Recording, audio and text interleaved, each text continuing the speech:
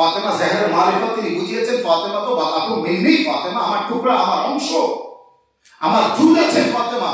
একটা পায়ের আঙুলে যদি আঘাত লাগে পুরো শরীরটা যন্ত্রণা বোধ করবে। তো ফাতেমা জাহরা আমার অংশ, অর্থাৎ ওই অংশে যদি কেউ আঘাত পায় তো আমি অবশ্যই আঘাত পাবো, আমি অবশ্যই কষ্ট পাবো। আর ওই অংশকে যদি কেউ আনন্দ দেয়, শান্তি দেয়, তো আমিও আনন্দ পাবো, আমিও শান্তি পাবো, আমি আরাম পাবো। আপনি শুয়ে আছেন বা বসে আছেন, আপনার হাত হোক, পা হোক, মাথা হোক, কেউ যদি টিপে দেয় তো আপনি তো আরাম পেলেন। তো টিপেছে আপনার হাতটা কি পায়ের আঙুলগুলো টিপে দিয়েছে, আপনার পুরো শরীরটা আরাম বোধ কেন হলো? আস্তে আস্তে চোখটা বন্ধ হয়ে আসছে কেন? তার মানে আরাম পাচ্ছেন না কেন? আরামটা কোথা থেকে অনুভব করলেন?